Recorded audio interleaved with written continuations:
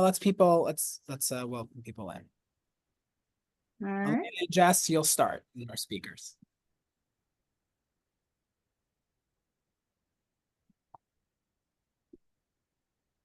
Hello, everybody. Hi, everyone.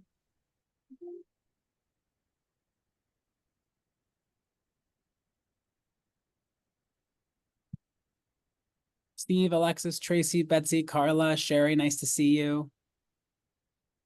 Alexis, I saw on LinkedIn, did you just celebrate 20 years at the JCC Greater Vancouver?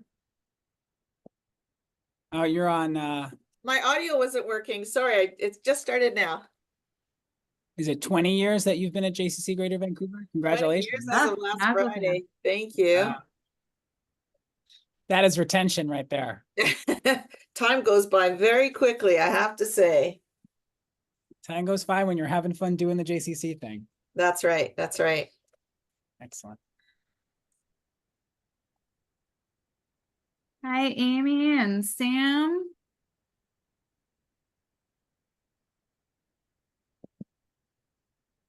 We're going to start. We have some of our speakers on already.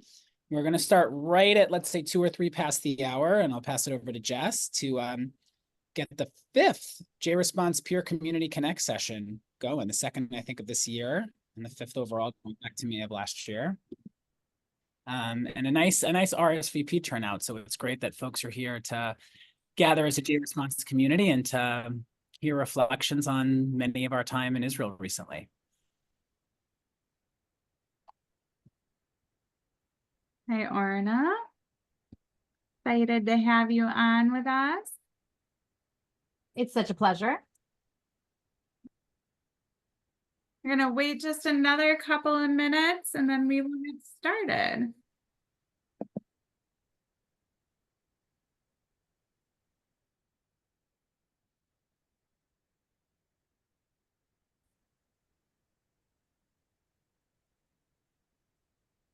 In the spirit of resilience, I hope no matter where you are staying cool today. It is a very cool 95 degrees in Midtown Manhattan.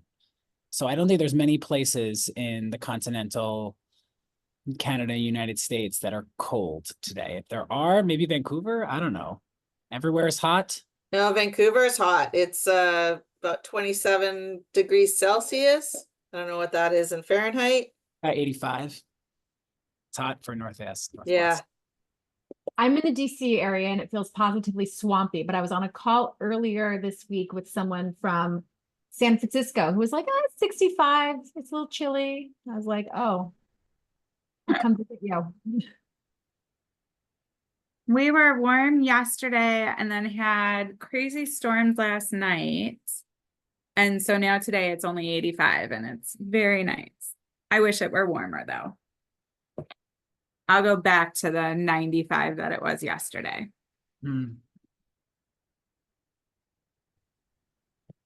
Jess, is Milwaukee crazy with the convention happening there right now? Yeah. Thankfully, I live north and I work north of the city. And most of our programming is north of the city. So I don't have any reason to go downtown at all. And I am hoping to keep it that way till 1 a.m. on Friday. Good for you. Please stay safe. Yeah, thank you. Jess, why don't we get it going? If we get some other people, one of us will welcome them in. Perfect. So I want to, first of all, say thank you guys so much for joining us today. It's been a while, but these peer communities and getting a chance to see all of your faces on the screen and have discussions and conversations and learning alongside each of you is always amazing. And I truly appreciate it. So whenever we're able to get together, Toda Rabah, thank you. I truly, it fills my bucket. So today we're here and we're talking about the recent JResponse deployment to Israel, and some of the people on the screen were here with us in Israel, and we're really fortunate that we were able to go and help, and we're fortunate that we're able to come back and have this discussion. After our last panel discussion and the positive comments, we thought we'd try it again for this. So we're here with Elena Schaefer, who is a camp director in Pennsylvania. Sam, did I get that right? Yes, Pennsylvania? She'll correct me if I'm wrong later. I'm sorry, I am from Pennsylvania. Yes. Yes. Okay. And Elena, I'm spotlighting you, so you can. I'm going to keep the spotlighting on for all of our speakers. Okay. Amazing addition to the trip. Our trip was not only JResponse, it also included J Camp. So we were so excited to get to spend the time. Also Sam Cohen, who is in Portland, Maine, and does facilities in Portland for the JCC there and has been a part of JResponse for some time. Very fortunate to have Sam with us today. And Orna Siegel is here as well. She is a JCCA employee and works in the education realm of JCCA with an amazing program. And because I don't remember the name, I'm going to hand it over to Orna real quick to let us know exactly what the name of that organization is and a little bit about the work that they do. And then we'll send it back over to Mark and get started. So hi, thank you so much for having me. My name is Orna Siegel. I'm the Executive Director of Elevated, which is a new national initiative to address the shortage of early childcare teachers in Jewish settings. And it is a partnership of the JCC Association, Jewish Federations of North America, and the Union of Reform Judaism.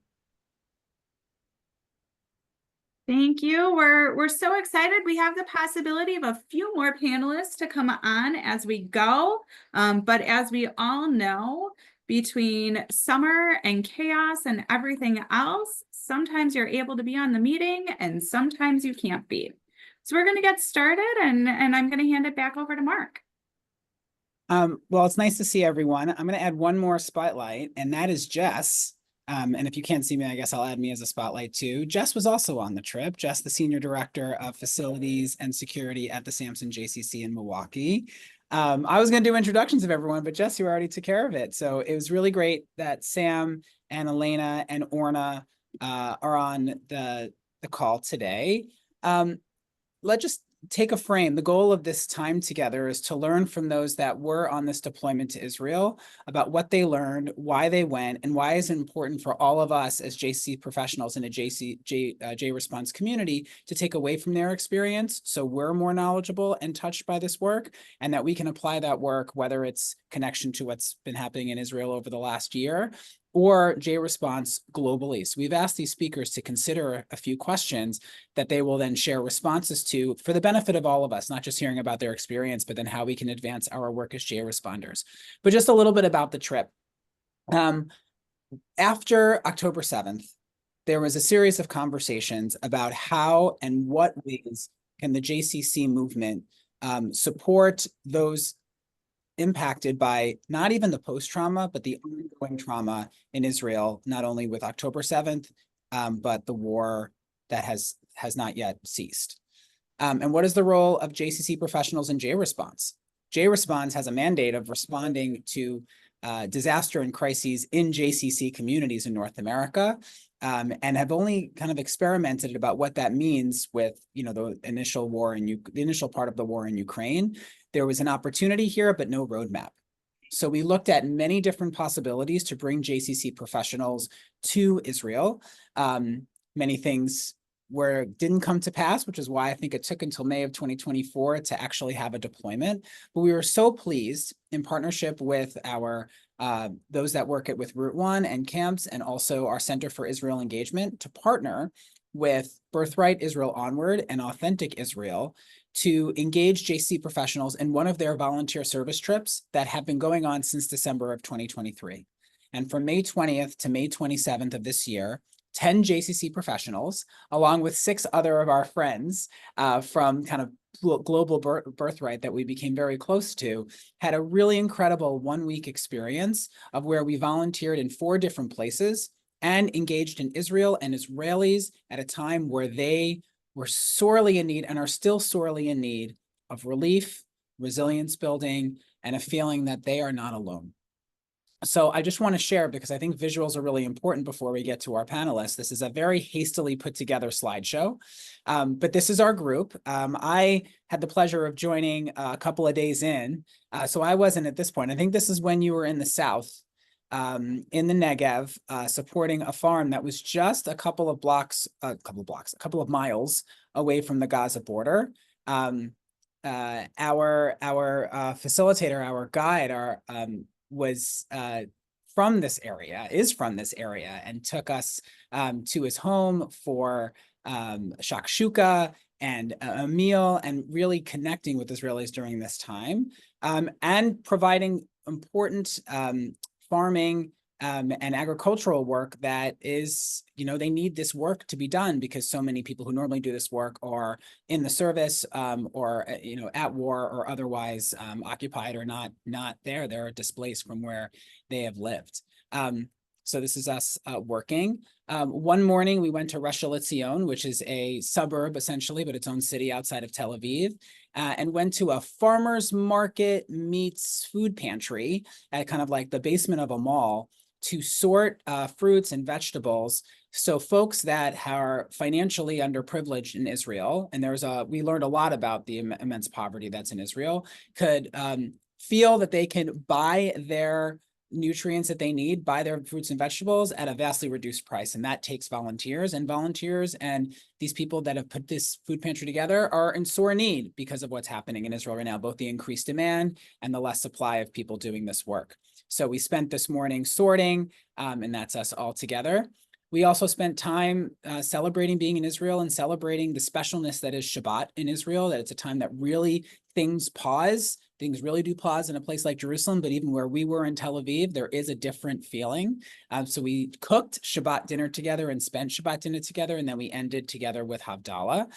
And then our last full day of volunteering went to a place called Latet, which is really it's basically an NGO or a nonprofit in Israel that is seeking to bring as much food and other staples to those that are impoverished. I think it's like 47% of people in Israel are currently under the poverty line. So there is an incredible amount of need. And we spent the morning sorting ketchup and canned vegetables and oil into certain, packages so they can then be delivered.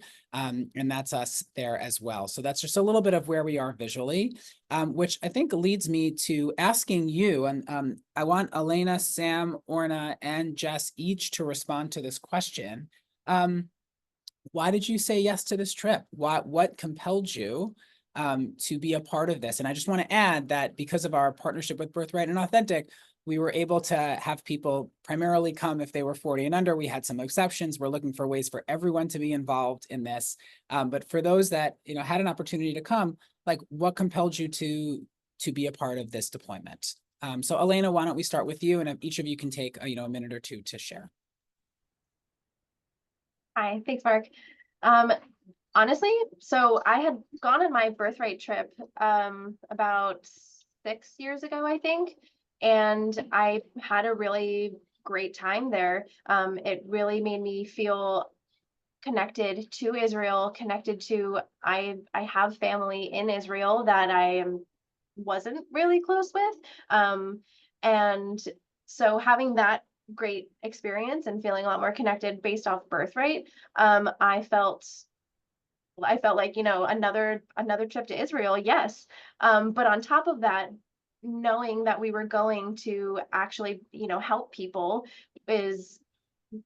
it was an incredible, like, it was kind of an automatic yes for me. Was I nervous based on everything that was going on? Yes, a little bit. But the more that I spoke to other people in my JCC and other people in my Jewish Day Camp network that, had recently gone there, I had felt a lot more safe and secure just based on having those conversations of, other people that I recently went. And, they felt good about it. So that's why I said yes. I had a great experience before. I'm always wanting and willing to help. I mean, my background is in public health. So knowing that we were going to help with agriculture and all of that, I was excited about it.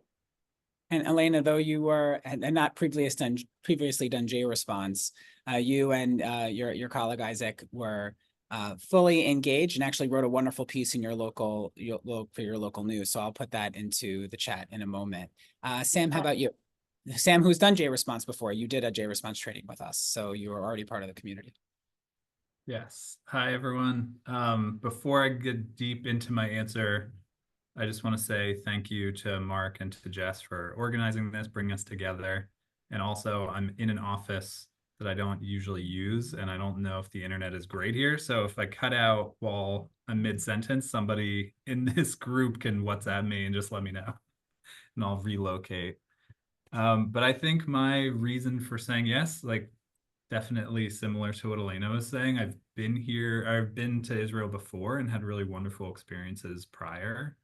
But I think this trip was different, and saying yes to this trip had its own set of challenges in my head. And I think it was sort of a 3 to 4 piece reasoning behind saying yes, one of which that Mark Young sent the email asking and telling us about the trip. And usually if Mark Young has an idea for something, it's a good one. 2 is that the leadership where I work, it's fantastic. And they were 100% supportive of me going and taking the time. And the 3rd and 4th reason, I think after October 7th, there was a lot of grieving that happened in my own head and in my own heart. And it's not always easy to talk about because it's where we work all the time. It's like the community in Maine, it's not so simple. And so I think going to Israel and talking to Israelis about what their experience was like on the 7th and what their life has become since then, I really wanted to know and to experience that firsthand. And also I wanted to help. So I think like with any kind of volunteer choice, you're like volunteering to help and give back, and you're also like getting something out of it too. And I think I wanted both of those things. So all of those factors combined kind of allowed me to say yes. Thank you, Sam. Orna. So I have been to Israel many times. I've led lots of Israel trips. I'm deeply committed, and also not able to get there on my own this past year, which was really painful for me. And I was struggling with a lot of mental health challenges this year because of the pain that I was feeling about the situation in Israel. And working in the Jewish community is, of course, very helpful and mission driven, but different than Israel and supporting Israel. And so when Mark brought up this opportunity in a JCCA staff meeting, I said, I know I don't fall within your category here, but if there's any way, I would love to have the chance to go and help. And different than any other time I've been in Israel, this was truly just, we were there to help, we were there to serve. It had a completely different flavor and feel, and it was unbelievably healing for me personally, but I think also everyone we met was so grateful, and it just was powerful. Our being there was powerful, and I'm really grateful for the opportunity. Jess. Thank you, Orna. So a little bit differently than the others on the screen. I didn't think I was going to be able to go at first because I didn't fall under the categories of, I'll tell you guys, I'm too old to fall under their categories. So I wasn't, we had to get creative on how I could go. But I said yes before, like, if there's any way we can get me there, I'm in. And I hadn't been to Israel before, and every trip that I was supposed to take previously, I couldn't do for one reason or another. When I was young and supposed to go with camp, it was the bus bombings. And then a few years later, birthright didn't work out for me. And so it kept being the wrong time. But there were other people in my life that got to say, no, it's the wrong time for you. And this was a time where my husband and I got to talk about it. And I got to say, this is my time. This feels right for me. To go and be able to help and support and be a part of a community, and not just be apart from afar, but ingrain myself. in the day-to-day, and doing, doing the things that support others but fill my bucket too. So being able to go and help and meet new people and support were just all really enticing, and realizing there's never a great time to go, but there's always a great time to help. So that was my why.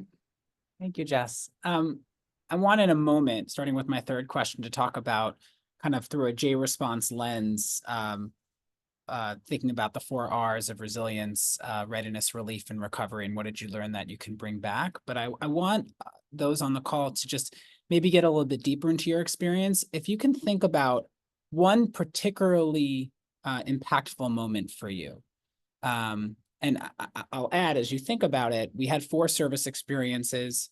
This group also visited the Nova site, or the site of the Nova Festival, where there was incredible tragedy, but also incredible heroism.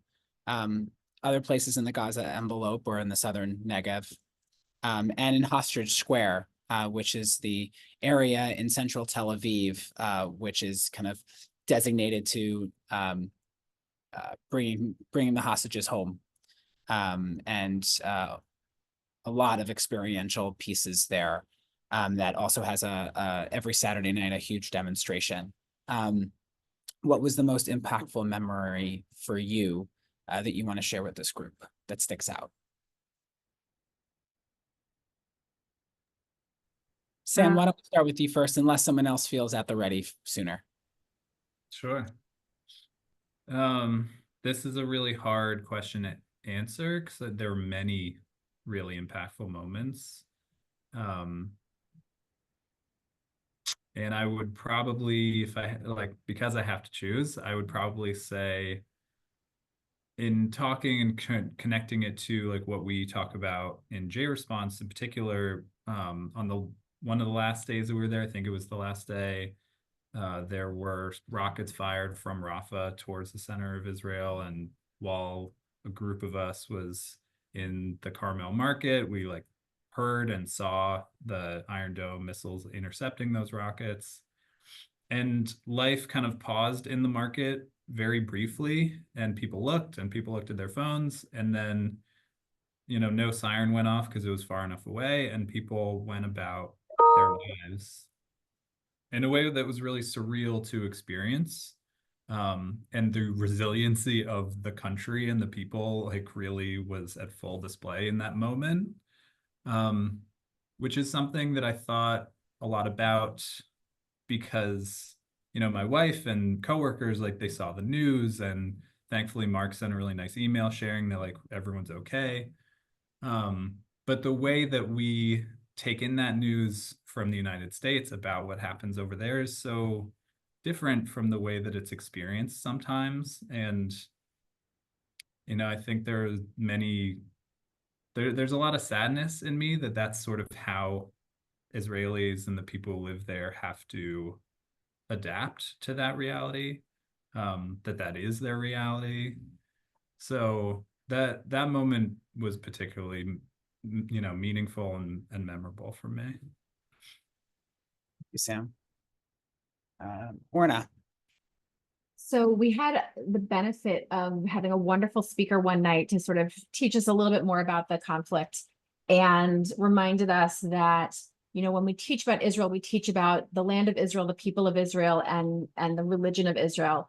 And we had this moment that for me was very powerful, where we were, there were some pictures that Mark showed where we were fingers in the dirt, helping baby pepper plants grow in the Negev. And what does this have to do with anything? Well, it's those little tiny things, right? Sprouting peppers in the desert in Israel that has made Israel what it is today. And it's also those little things that take a lot of human labor. There's no way to shortcut that. There's no technology for that. You have to just go and connect the baby pepper plant to the string so it can grow up. And they had lost all their workers to do that. They lost their ability to do that. And so for us to come in, and particularly some of you may appreciate this, you have really big jobs that you're busy all the time. You never sit and do something like attach a baby pepper plant to a string. That is a way of really serving a community that was deeply in need of someone to come and do this small task. And that like was all of it to me in one place, where we're helping people, we're helping the land, we're there for historic reasons, and we're serving in a moment that's really meaningful. Or Alina. So I've spent these past couple minutes listening to your responses and trying to come up with one for myself, because like Sam said, there was so many impactful moments, and in all different types of areas, like, good impactful, maybe, sad impactful. But I think the one that I'm going to choose to share is, it was over Shabbat. I went to the beach, and the beach was packed, like packed. Later on in the day, like you could barely find a spot, of just full of like beautiful young like families and groups of friends, and everyone was so active. Like everyone was swimming in the water, and they were playing with a soccer ball, or they were playing with a paddle ball. Like I saw a grandfather and a grandson playing paddle ball. I know there's an Israeli word for that game, but I'm gonna call it paddle ball. And so I was there for most of the day, and it was, I don't even know how to describe it. I had a moment that I was just observing everyone around me, and just was like, it's such a beautiful moment that every single one of these people were hurting right now. And I know that because after speaking with some of the other Israelis that were a part of our group, and just in our day-to-day that we were there, after talking with everyone, and it was, they made it pretty well known that like every Israeli that you see right now is deeply hurting, who has lost somebody or knows somebody that has been lost or hurt in one way or another. And to see all of these people on the beach just trying to enjoy themselves and having a good time, and they were happy, and there was music being played, and grandfather playing paddleball with his grandson, I thought that was just, it showed how much strength these people have to live their lives, and to choose to be as happy as they can be, and just try to keep going, and try to be positive and enjoy themselves on the beach. So I could keep going for all my other impactful moments, but that was one that I really took away, of just like the feeling that I'm getting just being surrounded by all these people who, they don't know me, and I'm not from here, but I feel a part of it, and I'm just in awe of everyone that I was surrounded by. It was a really beautiful feeling. Jess. Okay, so we're gonna see if this works. Okay, so my moment was when we were at Hostage Square, and I saw this, and I took the picture. It was the reminder that just because we're in a war right now doesn't, like, we've been in a continuous state of conflict, and it is ongoing, and we have moments of joy, and like Elena said, like there are so many moments of joy within the moments of sorrow and within the wounds. But the desire to keep going and know that you are stronger with those around you was extremely impactful. And I think to be able to share that with my peers made it so much easier, because we weren't there, right? We didn't spend October 7th in Israel. So our experience is different, and to be able to be comfortable and have my peers with me and be able to have conversations about what we were seeing, just was truly impactful. And I think made me more resilient as a human being, made me, you know, it helped me.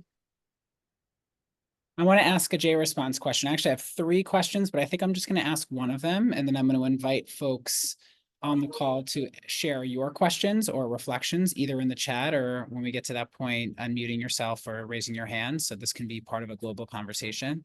I want to briefly answer my own question. I'll put in the chat a link to the website of Shay Klein. I hope I'm pronouncing that right. He's a Canadian photographer, about 27.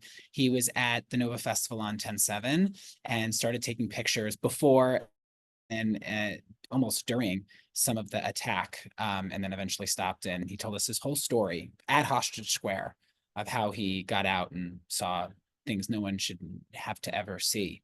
That was the most impactful moment for me, in part just to hear a story, and to hear a story while being in Israel, in Hostage Square, surrounded by hostage families and the greater community that's been, you know, suffering for all these months.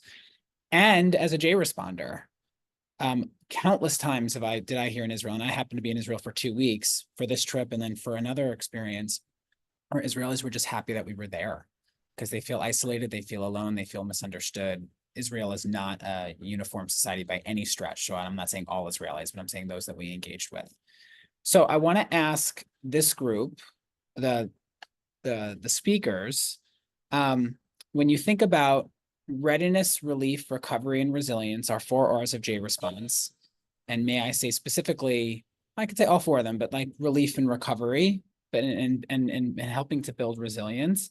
What tools did you use, and what did you bring home and start to incorporate in daily life more? What about JResponse did you apply, and what about JResponse has stuck with you from before, during, and now after this deployment? I guess I'm up to start first. Sure. Sure. I have a dog yelling at me right now. Sorry. Being not part of the regular JResponse crew, I mean, these are new terms to me, but I don't have the same sort of framework that you all do. But I will say that, you know, we supported one another through the difficult times, did a lot of processing together. Like on the bus was processing time. You know, what did we see? How are we responding? How do we interpret this? What do we do with these feelings?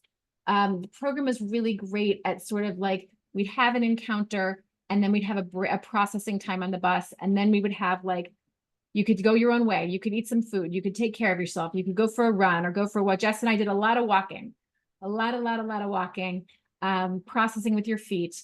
And then to get to that resilience and place, and the response was constant. The response was, you know, leaning into every single experience. I was so inspired by the other people on the trip, and especially the young people, the birthright individuals who were like, what more can we do? Let's go visit soldiers in the hospital. Sam, you might have been with that group. What can we pack more? They made it like a competition. Who could do the most in every single volunteer experience? Like, how many dates are we going to stone? How many peppers are we going to clip? How many people are we going to help with food? And it's empowering, I think, and that helps with the response, helps with the resilience. Thank you, Orna. The response helps with the resilience. I really like that. Sam. Yeah, I think Orna is exactly right that the processing part, like having time together in community with the group to talk about what we experienced, for me was really important. I think, you know, we used the JResponse framework in that when we went to the places that needed support, we all as a group like listened very intently, and they said, this is our need right now. We need, you know, these peppers to be plucked or for the string to be pulled down and attached. And we like really beautifully as a group just said like, yes, like tell me where to go, tell me what tools I need. And like, we were happy to do it. And I think that element of helping a community that need, like whatever the need is, just like listening to it and doing it. Not like, you know, I think you should maybe try this technique. Like, no, we're just gonna like do the work and be happy. And I think just personally, you know, going to Hostage Square and seeing the infrastructure that has popped up at Hostage Square, seeing the memorial at the Nova site that is not like a government sanctioned memorial. It's just like what family and friends decided to create and put in the ground to honor the lives that were taken. That's something that is a hard thing to do in our daily lives, to make that time to process and to grieve. And it's a really important part of the journey to recovery.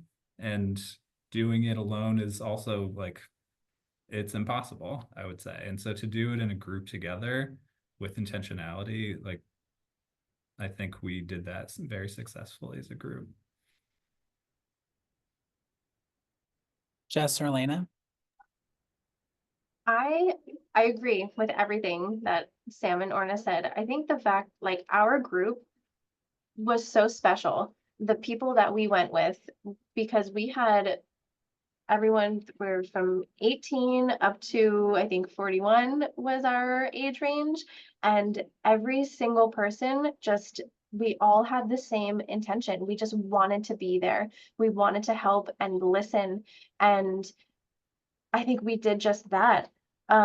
Everywhere we went, we listened really intently to their story, the farmers telling us about what had happened in their little world on their farm. And I think each of us really, I think we went to like a deeper place within ourselves, and we really leaned on each other to process that. After speaking with, whether it was the farmers or our tour guide and his family that he brought us to his parents' house, or what was his name? The other one that came with our group. I forget his name right now, and I feel really bad about it, but you know, everyone that just told us their stories, we sat and we listened to them and, you know, validated their experiences. And kind of as Sam said, no one tried to say, well, why don't you try this? Or why don't you try and do that to try to make yourself feel better? Like, we all just, we were there for them and we were there for each other. And I think just our group and getting to know all these people and just being able to genuinely lean on each other, we all had a really special connection. And I think that really made the trip what it was. A question just came in the chat, but Jess, I want to give you an opportunity to respond to the question if you want as well. Yeah, his name was Omer Shabbat. That's the other one. You know, I think I can't say it better than they have said it already, but what I can say is this is a moment that there was no plan for, right? Israel didn't have a plan for all of a sudden a war breaking out and all of the Thai migrant workers that these farms had going home because it wasn't safe to stay. And it is amazing and impressive how quickly organizations came together in the country. You know, government-wise may have lagged a little, but how everyone came together to figure out how we could support. And I think that truly is, you know, that's what JResponse is about. It's knowing, you know, do we have the plan? Do we have enough experiences that we can think on our feet to create a plan if we need to? And how do we execute? And how do we know how to ask for the help? And I think that's really one of those important things is these farmers, these families, the people asked for help and said, here is what I need. And as a community, there was a response to come and help. So to be able to be a part of that relief and recovery when it was really hard to know is really amazing. I will just add a little bit about readiness because I think you all covered the other R's really well. When we got there, we had to know where the bomb shelters were. We had to know where to go if we were to hear a siren. You know, it was both surprising and not surprising that, you know, many of us saw the remnants of the Iron Dome taking out a rocket in Carmel Market. We always had to be at the ready, and yet I felt our group had a sense of calm. Because Israel was as challenged as it is right now at a sense of calm. I want to ask a question. This was sent directly to me. So, and this is a great one. Thank you. Coming back from the trip, what was the most helpful tool used by fellow staff or family? So back in Lehigh Valley, Maryland, Maine, Milwaukee, that allowed you to process the trip? In parentheses, asking, since my teenage son is actually there now on a volunteer trip and seeing these same scenes, how may I best support him upon his return? Is it time to decompress without speaking about it? Or is it asking lots of questions about it or something else? I'm gonna, oh, Orna, you can go. Go ahead. I think it's asking. It's asking without judgment. It's asking if they're ready to talk. I had moments where I was ready to show all 300 pictures I took and share a story about each one of the people I was with and what I was doing, and wanted to go on and on and on. And I had moments where I couldn't, I couldn't get the words out as I processed in my head. And sometimes those clump together where I'd be great. And then I would get to a picture. For me, one of the hard ones is I have a picture from the Nova Music Festival site where there are kids. I mean, they're kids in military uniform. They're 18 years old. And they're standing in front of a memorial, and you can tell it's for a friend or a family member. It's somebody that they truly know personally. And I look at the picture and I see the tears falling from their face, whether you can see them in the picture or not. And it's one of the pictures I get to. And every time I get there, I have to take a step back and I have to realize that for me, that's maybe that impactful moment that I step back. But it's constantly changing, and it's really when somebody's ready to talk, to listen, and to ask those questions. And I think that's been really helpful for me to be a part of the Jewish community and go to work and work in a JCC and be able to talk about it and come home and have my family interested in it. That's been great for me. I would just say like anything, right? You follow them, you say, I'm here, you create a safe space, you show interest, and then you wait. And ask them, what do you need? Right? I always say to my kids, like, do you need me to solve your problems, to listen to you, to affirm you, to like be your best friend, to take you to like tell me what you need and I'll give you that thing, right? I would elevate the L and the G from algae from our mental health first aid training, which we talk about a little bit in JResponse. So assuming that they are not in a period of, potentially having harm to themselves, how do we listen without judgment, and how do we give reassurance and information? It's important to recognize that going into a place, Israel can feel very safe, and sometimes even safer than the United States even now. And you're going to a place of vicarious trauma.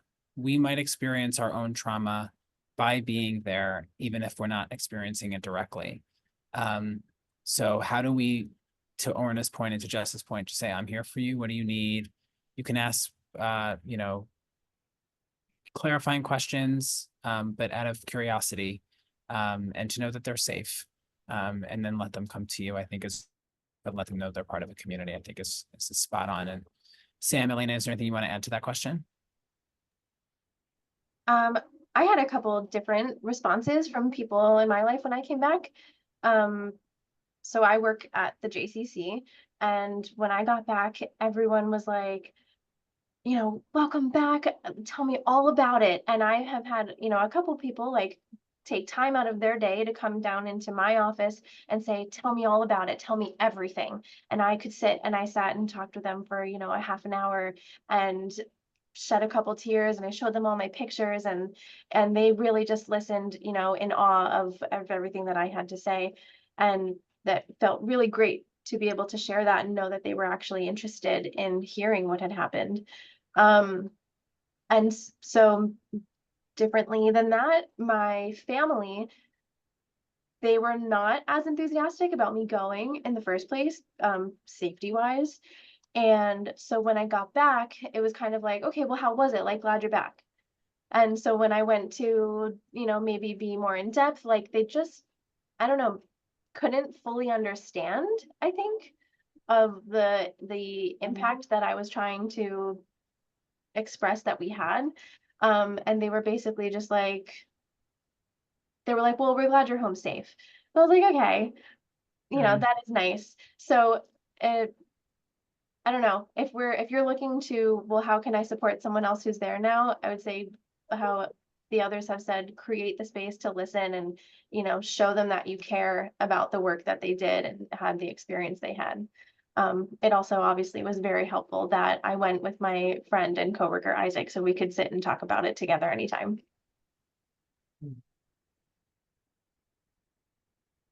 I mean, I would echo everything that's been said by all three of these very smart people. And just from my own experience, I would say to this kid coming back, if they're in a place where they don't feel quite ready to share, I would encourage them to write down their feelings, their memories, their thoughts, their experience about it. Because for me, like, there is a certain magic of being in that place and being in Israel. And when I return home, it can feel so far away, and it's really hard sometimes to access that feeling and those memories. And so I would just say, like, get it down, written down somewhere, so that when they're ready, they can share. And I would also say, like, encourage them just to seek out somebody that they really feel safe with and trust and can speak with openly, because it's just the act of choosing to go to Israel right now, for many people, that'll elicit a response of negative feelings, of judgment. And so it can be something that you have to maybe defend, and that doesn't feel good. And so I think, like, being ready to know that that's how some people will respond to them sharing. It's good to know, and also, like, find your safe spaces and find the people you can, like, really talk about it openly with. So I'm gonna flatten out this experience a little bit and remove the spotlights of everyone, so we're all kind of on the same wavelength, so we can all talk to each other a little bit more. And I'll put it, if you want to put it onto gallery view. I would love to open it up to other folks on this call. Any reactions, reflections, further questions, as you think about specifically this experience that many of us had in Israel, JResponse experience, as well as anything else going through your mind, JResponse or otherwise. Alexis, your hand is up. Well, I just want to give a kol hakavod to all of you who went. I know if I had been given the opportunity, I'd be there in a split second. But I would love to know, like, what's next? Like, now that you've been through the experience and you've had time to reflect, and what's next on for your goals as far as supporting Israel or bringing back, or what do you do next? I can start. First of all, if given the opportunity, I would absolutely go back in a heartbeat.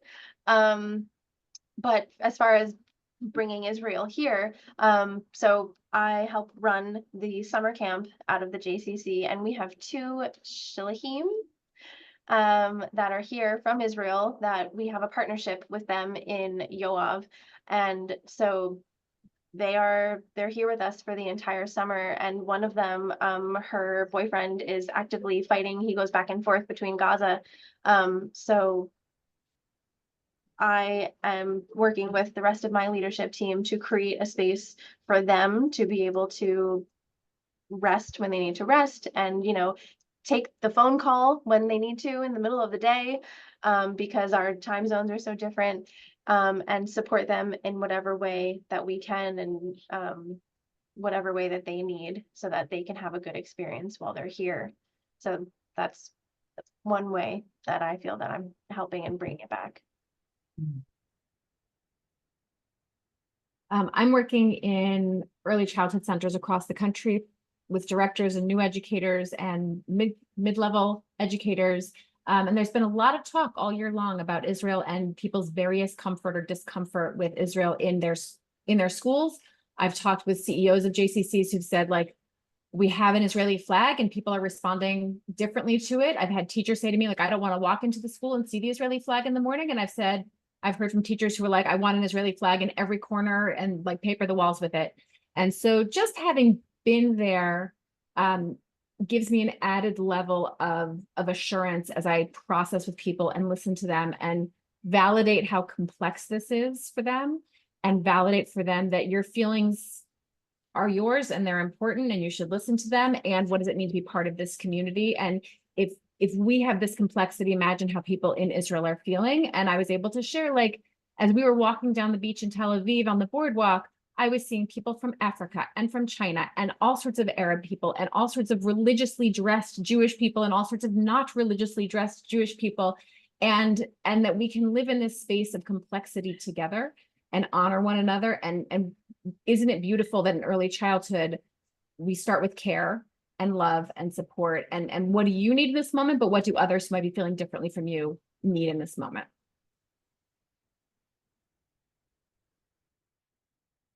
Alexis, I'll share that after the JResponse trip I was on for another week with the Mandel Executive Leadership Program, and took one morning to go to the north where they've been navigating the Hezbollah attacks. And 3 of us on our trip engaged for a whole day with 3 other people that are in like the Golan and different parts of the north, and learned all about their experiences. And we now have a WhatsApp group of the 6 of us. And every time I hear a Hezbollah something or other, we text each other and just make sure that they're okay. You know, from a JResponse perspective, but also just because we care about each other now, we've developed a friendship. Knowing that they don't feel alone is part of kind of the what's next and what's continual. And I'll add that really the sole reason that there was a limit of 40 was really just financial. It would have cost thousands of dollars for anyone else to come, and we had some exceptions vis-a-vis staff, but we're already working to see if we can do a similar trip at some point that it doesn't have that age restriction, even if there's a cost to it, and how we can subsidize that as much as I possible. totally get it. I totally get it. It's all good. Yeah, Okay. we're working on it. Yeah. It was better something than nothing, I guess. For sure. And also leaders of the future, right? So I think it's fabulous that you all got to go. Yeah. And I love the state keeping connected with the Israelis there. That's so important that they continue to feel the support of the North Americans, and that we're thinking of them and cheering them on, and that we truly care. I don't mean to dominate at the end. I have some announcements and I want to give a last word to all of our speakers. I think it's important to know that when we do these JResponse trips, and you know, thankfully we haven't had to do that many, that we're not there for us, we're there for them. But of course, some of it's going to be there for us.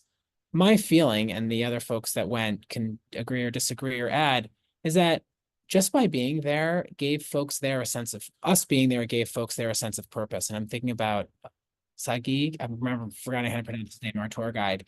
He lit up the fact that he got to lead our group. And it gave him such a sense of purpose when he's living in a hotel in Tel Aviv right now because he can't really go home. His parents are at home, but he really can't go there. Like, just being there in the way that we were provided them purpose and allowed it to be there for them and not just for us. There were other things we were looking at that was like, we're really not going to be helpful. This was a way that we were really helpful, even if it was only a couple hours a day. And I don't want to minimize our volunteer experience at all, or our deployment experience at all.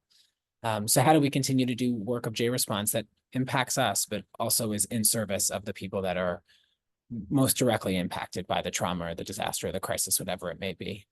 And I'll add that thankfully Houston is okay after Beryl. They did not require a JResponse, but we've been in touch with them. They lost power for a week, but otherwise their J is fine and ready to host the JCC Maccabi games in a few weeks.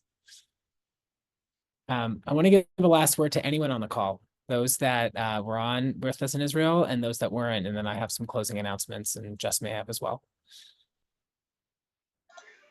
I'm going to jump in, and I'm really sorry. I'm just really quickly. I was traveling in Spain with my family, just on vacation, and I happened to meet a couple of Israelis.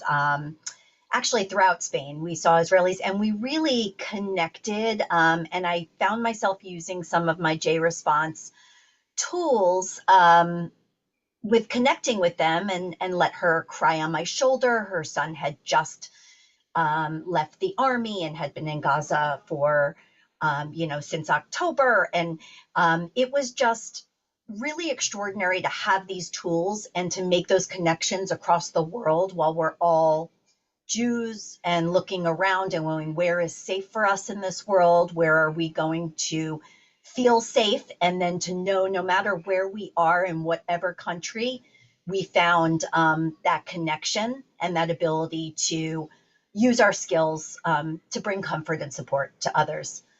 So I just wanted to thank you. Thank you, Mara. And I think that speaks to our values of Kalal Yisrael and about not turning aside, Lo Tira, and about, to use Pidyon Shvayim, freedom from captivity, we say with great sensitivity, because there are still 120 hostages that need to be freed. But there's a little freedom, even whether it's a moment or more than a moment, that we provide that for them and for ourselves. We are connected to this as well, working in Jewish community. While I have you, you will be receiving a survey about what it means to be part of a peer community. If you're part of other peer communities, you may have already received the survey, but this group or anyone that's attended a JResponse, the first 5 or 6 meetings will as well. We'd love your feedback on the peer community effort that we've done globally over the last 1.5 years. And, you can share a bit about JResponse, so that should be coming your way. And again, we hope to provide more deployment opportunities. There's a lot of gathering going on in the Jewish JCC world coming up for our lay leaders, J Summit. We'll have ProCon next year. There's regional conferences. I happen to be involved in all of them. But we hope that there will continue to be more ways, good ways, important ways that JResponse can get together online and in person, in addition to having another fall Hineni training, probably in November of this year. Jess, do you have any other announcements before we close? I just want to say thank you. And as always, if there's a topic that you'd like us to cover in a peer gathering, please let us know. If there's a format that you like, if, whatever it is, please reach out if you'd like to help lead. We truly welcome it. I know sometimes hearing the same voices isn't always what we want. So please, if there's anything that we can do to make this experience better and more valuable, that's why we're gathering. We'll have another peer community gathering in the fall. We'll plan it. Jesse and I will take care of it. If anyone else wants to take leadership, to Jess's point, of the peer community, just let us know. We'll send a follow-up note, and we wish you all a safe summer, and to use a camp, hats, sunscreen, and lots of water. And take breaks, please. We need you all strong so we can respond the next time we need to respond to something. Be well.